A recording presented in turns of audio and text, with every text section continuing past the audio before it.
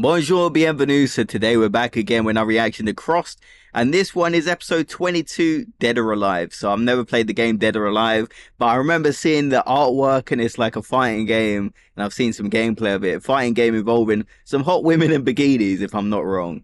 But I mean, the movie is meant to be pretty bad based on the reviews, but maybe it'll surprise me. You never know. I watch these videos and I'll be like, that looks pretty good. And it does have Jamie Presley in it from My Name is Earl. I used to love that show as a kid.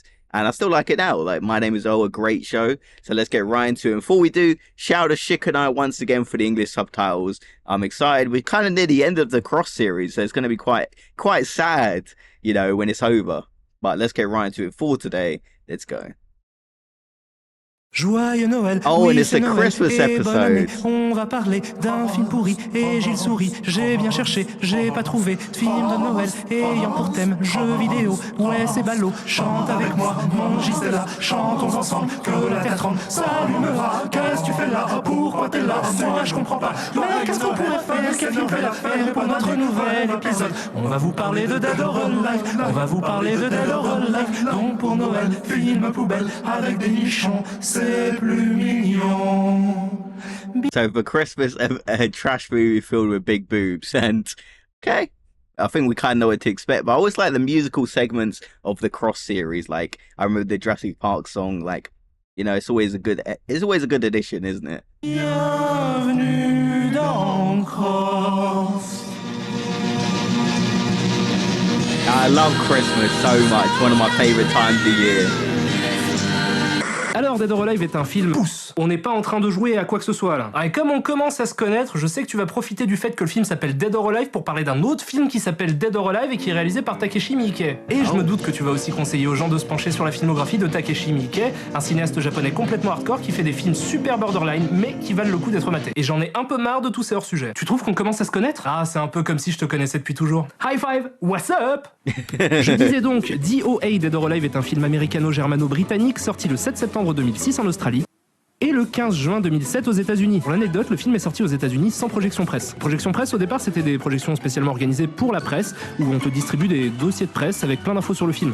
Mais maintenant, c'est juste devenu une technique pour que les blogueurs puissent aller voir les films en avance. Mais quoi qu'il en soit, le fait que la production n'organise pas de projet presse, ça veut toujours dire that's still the case now, especially more so, I'd say. You know, whenever they don't have any press screenings or they have a review embargo until like the day before, it's not looking good for that film. But yeah, normally bloggers, like reviewers, like YouTubers, TikTokers nowadays get to see the movies early, don't they? And I'm extremely jealous of that. Qu'ils ont un peu honte du film. Et ils ont pas eu complètement tort, étant donné que le film a fait un joli petit bid, ne totalisant que 7 millions de dollars de recettes pour un budget de 21 millions. Bon, je prends pas en compte les ventes de DVD, mais quand même, c'est pas beaucoup. L'énorme surprise du film, et la seule vraie raison pour laquelle j'ai décidé d'en parler, c'est qu'il est réalisé par Corey Yuen. Et ça, putain, ça pousse mémé dans les orties avec l'eau du bain. Perché. Quoi? C'est pas une vraie expression. Donc on va s'arrêter un moment sur lui, parce que c'est très certainement la seule occasion que j'aurai pour en parler. Corey Yuen est un réalisateur, producteur et chorégraphe hongkongais qui a étudié à l'Opéra de Pékin en même temps que Jackie Chan et Sammo Hung. Après, il devient figurant, puis acteur dans un paquet de films d'exploitation hongkongais. Il est aussi le réalisateur de plein de films comme La Légende de Fong Sai-yuk 1 et 2 avec Jet Li, The Defender avec Jet Li, The New Legend of Shaolin avec Jet Li, My Father is a Hero avec Jet Li ou encore Le Transporteur avec Jason Statham. Il est également très célèbre pour son travail en tant que chorégraphe pour les films High Risk avec Jet Li, Roméo doit mourir avec Jet Li, Le baiser du dragon avec Jet Li, The Wall avec Jet Li, Cradle to the Grave avec Jet Li. Yo, Cradle to the Grave. Romeo Must Die is one of my favorites. I know it's probably got some bad reviews, but I used to think that movie was so cool as a kid. Avec Jet Li et Jason Statham, ou encore The Expendables avec Jet Li et Jason Statham. Et tout ça c'est bien joli, mais la raison pour laquelle j'adore Corey Yuen n'a rien à voir avec ça. Il a aussi réalisé Karate Tiger. Non. Ah si, je te jure. C'était un nom sarcastique, j'ai aucune idée de ce que c'est. En fait, Karate Tiger ou No Retreat No Surrender dans sa version originale, mais ça je m'en branle, moi j'ai toujours appelé Karate Tiger, c'est juste un espèce de vieux repompage de Karate Kid dans lequel on aurait intégré des éléments de Rocky 4. C'est l'histoire d'un gosse fan de Bruce Lee qui s'entraîne à devenir un guerrier super fort des arts martiaux de la mort pour affronter un gros russe méchant. C'est un film assez insignifiant en fait, mais c'est sûrement une des VHS que j'ai le plus regardé de ma vie, pour une raison qui m'échappe encore. Mais surtout, c'est le premier rôle de Jean-Claude Van Damme qui joue le méchant russe. Alors qu'il est belge. Aucun intérêt. Donc sans Corey Yuen, on n'aurait peut-être jamais eu de... Et juste pour ça, monsieur presque monnaie du Japon. Et c'est aussi un pays à côté. Vous êtes un homme bien. Donc je suis très excité à l'idée qu'une adaptation de jeu de combat ait été confiée à un chorégraphe hongkongais. Et j'espère qu'ils ont choisi un producteur au top. Genre Choi Ark, John Woo, Johnny To, c'est Paul W.S. Anderson. Ah merde. Donc le film commence au sommet de la... Paul W.S. Anderson. So, I mean, just from that name... you don't really have the highest of expectations. And don't get me wrong, I do love the film Death Race, and I said that before. But like, besides from that, his resume doesn't exactly scream like quality. Like, I mean, he's made a lot of money and he's more successful than me, so I don't think I can really hate. But you know, if I see a name on something, I'm not exactly running to the cinema. Dans un temple en 3D dégueulasse où Hayabusa, un ninja qui bosse pour la princesse Kazumi, annonce à cette dernière que son frère est mort et qu'ils n'ont pas réussi à retrouver son corps. Kazumi, pensant son frère encore vivant, décide de partir à sa recherche. Hayabusa lui demande de venir avec elle étant donné qu'il est ou était le meilleur ami du dit frère, ce à quoi elle rétorque: si mon frère est vraiment décédé, tu n'es hélas plus son meilleur ami. Certes, mais s'il est mort, ça veut dire que t'as pas à aller le chercher. Donc si tu vas le chercher, c'est forcément qu'il est vivant.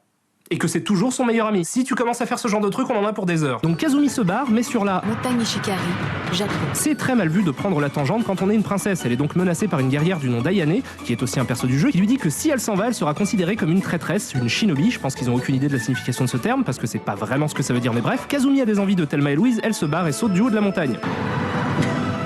Oh my. Look at the special effects.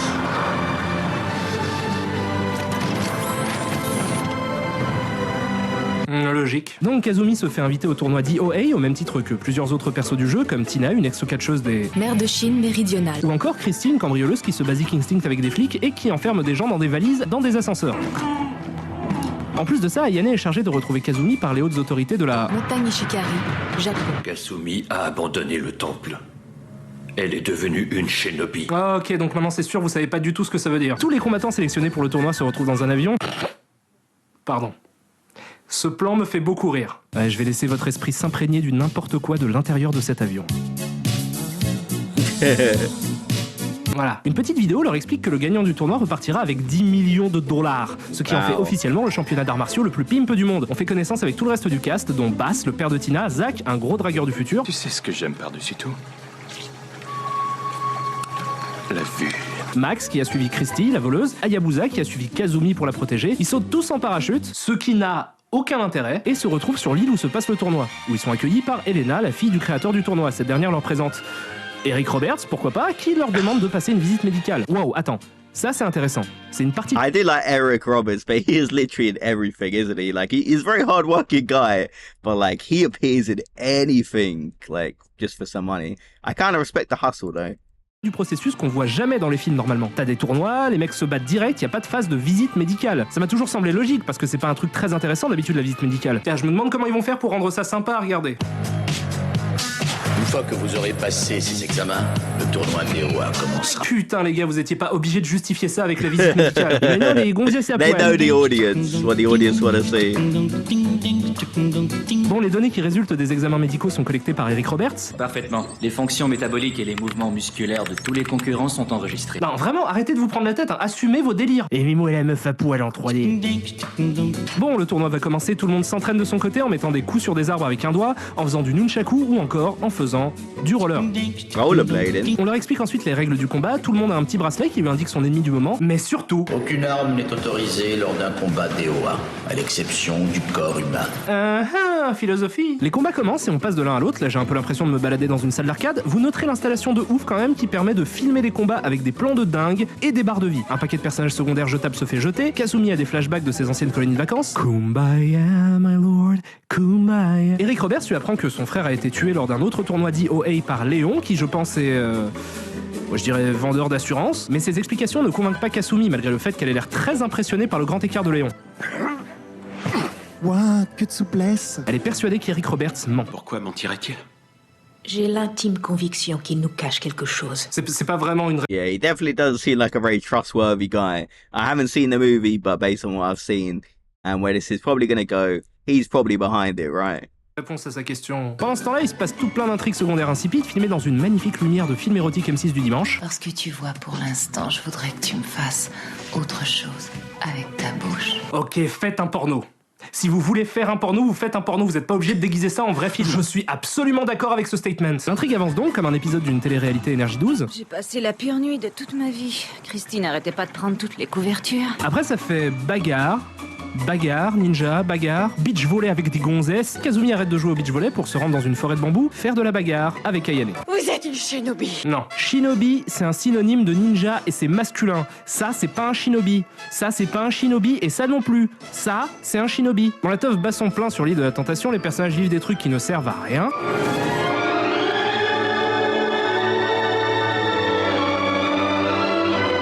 What?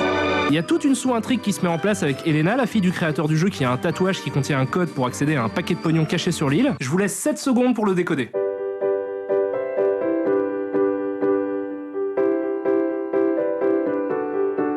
Comme ça, tu vas comprendre. Oh my. Is that what I think it Je is? suis sûr. Franchement, non. Kasumi, Tina et Christy vont explorer Jurassic Park et trouvent un passage secret. Elles comprennent qu'Eric Roberts est un méchant, ce qui explique très certainement son brushing, et qu'il a fait tuer le père d'Elena parce que c'est un méchant. Ce qui explique très certainement son brushing. Bagarre, bagarre, les gentils sont capturés par le méchant qui leur montre son nouveau super gadget du futur, c'est des lunettes du futur qui permettent de voir dans le futur et donc d'anticiper les coups lors d'un combat, une invention qu'il a réussi à créer en implantant dans les combattants des nanorobots pour comprendre comment qu'on fait la bagarre quand on est fort. C'est le plan de méchant le plus compliqué de l'histoire des plans de méchant. Le méchant teste son nouveau jouet sur Hayate, le frère mort pas vraiment mort de Kasumi, et il le défonce. Pendant ce temps, Max arrive à entrer dans le coffre-fort en utilisant ce truc là qu'on a dans les paquets de céréales. J'appelle ça des Rubik's Square. Les gentils appellent la CIA, d'ailleurs vous saurez maintenant que pour faire venir la CIA, suffit d'aller sur leur site. Allô, la CIA? Oui. Le méchant essaie de défoncer les gentils, ça marche pas, il est battu, on fait I mean, to be fair, like I'm pretty sure if you go on the CIA website, you start. I don't know if they have a chat box or something, but I'm pretty sure if you search something crazy or type something crazy, they probably will get in contact, right? I'm not gonna try it, but you know, I imagine if you type something crazy to them, they probably would mark that as priority. So, I mean, that's not the worst idea. Bouddha, il y a encore une petite scène avec Tina et des pirates d'Astérix du début. C'est la fin, mais pas vraiment parce qu'on a encore droit à une scène ultra racoleuse. Le gars dans le second rang à gauche est mignon, non? Y a-t-il un gars dans le monde qui ne te fait pas fondre, Elena? Ok, on a compris, vous avez des actrices super bonnes, les mecs. C'est cool. Je veux dire, merde, le film ne dure qu'1h20 et j'ai l'impression d'avoir vu 1 heure de bonasses qui se dandinent. Tout est prétexte à exhiber leur corps. C'est vrai quoi, qu'est-ce que c'est que ce film de gros pervers? On dirait Dead or Alive, le jeu. Ah merde. Ouais, là pour le coup je m'avoue vaincu, je trouve le film ultra beauf et très vulgose, mais le jeu l'est tout autant. En fait, tout dans la franchise Dead or Alive suinte la beaufrie décomplexée, et avant qu'on me fasse toutes sortes de remarques à ce sujet, je tiens à dire que j'aimais beaucoup les jeux Dead or Alive et que le deuxième opus était mon jeu de combat favori sur Dreamcast avec Soul Calibur. Le gameplay était super sympa, les animations ultra fluides, c'était jouable, nerveux, et ça demandait un poil de... Honestly, I've never played these games, but I remember seeing like a volleyball one, and it's sort of marketed in the way he's describing the film. So I don't know if it's faithful to the film, I mean faithful to the games, or it's definitely marketed that way, in my opinion. De stratégie. C'est un jeu que j'adorais. Mais pour ce qui est de l'esthétique du truc, de l'imagerie qui s'en dégage, enfin merde, c'est un jeu qui est célèbre pour les animations des nichons de ses personnages. Il y a même eu un spin-off version beach volley pour qu'on puisse encore plus profiter des animations des nichons des personnages. Toute la com autour du jeu repose sur les animations des nichons des personnages. Essayez de taper Dead or Alive sur Google Images, il y a plus de 5 au paradis. Ah joli, merci. D'ailleurs la photo la plus soft de la première page est l'affiche du film. Okay, makes a French pun here on the words. Okay, pronounce say. Wrestling Saints pronounced exactly the same way. That's two very different things, you know. Il y a plus de 5 au paradis. Ah joli, merci. D'ailleurs la photo la plus soft de la première page est l'affiche du film. Je suis sûr que si Dead or Alive était un thème d'une famille en or, la quasi-totalité des réponses appartiendrait au champ lexical de la poitrine. Ce qui d'ailleurs m'a toujours beaucoup surpris, parce qu'un jeu aussi racoleur, souvent ça veut dire qu'il est pourri, et qu'il a que ça à offrir. Alors que là pas du tout, c'est juste des jeux de combat corrects, avec plein de nichons dedans. Donc je peux pas vraiment critiquer ça dans le film, ils ont juste essayé de respecter la franchise et ils sont pile poil dans le ton. Pareil pour la construction du film, le scénar est réduit à son minimum, parce que soyons sérieux, personne ne s'intéresse au scénario de Dead or Alive. Est-ce que comme ça, de tête, vous pouvez me raconter l'histoire de la saga? Ouais, alors en fait c'est l'histoire d'un tournoi qui... Donc voilà, le scénar du film est inintéressant au possible, mais on s'en fout, parce que c'est un film de bagarre. Les personnages sont tétanisants de bêtises, mais on s'en fout, c'est un film de bagarre. Les dialogues sont insipides, mais on s'en fout, c'est un film de bagarre. Sauf que je m'en fous pas vraiment en fait. Parce que autant je suis absolument d'accord pour dire que le cœur du film repose sur les scènes de combat et que dans un tel projet c'est ça qui devrait primer, mais justement, si vous voulez que les scènes d'action d'un film soient efficaces, je pense que c'est très important de leur donner de l'enjeu. Il y a un équilibre qui est très certainement très difficile à trouver pour qu'une scène d'action soit vraiment frappante. Et ça passe souvent par un script épuré. C'est pour ça que j'ai pas envie de le juger sur son scénar, mais même avec ça en tête, j'ai un souci avec le fait que le film n'ait jamais l'air de prendre son sujet au sérieux. C'est vrai, regardez ça. Ça ressemble à une boîte de nuit, Strick. Du coup, je trouve que quand les personnages se battent, tout manque d'enjeu. Déjà parce qu'on les a vus se comporter comme des persos de cartoon pendant tout le film, et en plus parce que avant la dernière demi-heure de film, bah c'est juste un tournoi quoi. C'est pas un tournoi à mort. Quand un personnage perd un combat, il se relève et les deux se serrent la main. Du coup, je trouve que les scènes de combat, pour la plupart, sont pas très intenses. Et pour enfoncer le clou, je les trouve plutôt mal filmées, mais pas trop mal chorégraphiées. En même temps, l'inverse aurait été un comble, étant donné qui est le réalisateur. Et ça rend tout le film assez frustrant, parce qu'on a l'impression de voir des gens faire des trucs de fou, mais mal filmés. C'est beaucoup trop cut, je trouve. J'ai du mal à comprendre ce qui se passe à l'écran. Et certains plans font super fake. Et... Yeah, that's the thing. The fighting choreography looks pretty good, but like the way it's shot does look pretty bad. So I feel like that's what kind of makes it look kind of cheap and poorly made, which is kind of a shame. Numérique, alors que pareil, j'aurais aimé avoir quelque chose de plus organique, de plus vrai, moins toon. Après j'en fais beaucoup, hein, le film a pas une grande importance, tout le monde s'en fout quoi. J'avais juste envie de vous offrir pour Noël des gonzesses à poil et de la bagarre, des trucs de beauf en fait. Oh, on est tombé bien bas. Non mec, c'est normal d'avoir envie de montrer des nichons aux copains, c'est ça l'esprit de Noël. Assume ton délire. Ouais, c'est ce que je vais faire.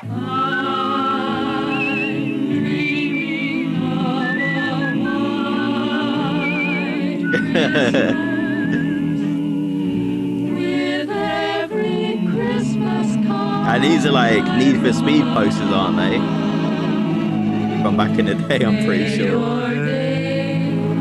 Or maybe I'm wrong actually, maybe they're not Need for Speed, it's just like random women with hot cars. I mean random hot women with cars. And may all your Christmases be white.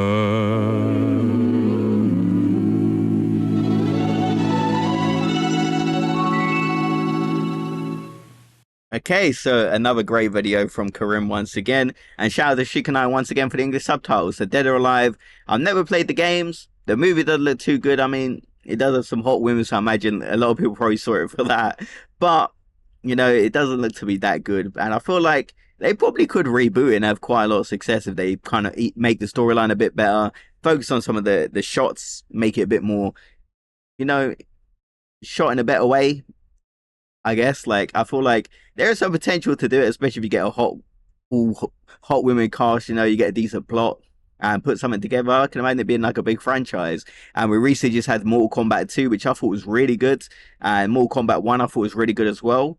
And we have the Street Fighter movie coming out, which I'm kind of excited for. I'm not gonna lie, I like the Mortal Kombat 1, so I'm hoping Street Fighter will be pretty good. So I feel like movies based on games have been pretty good recently, you know.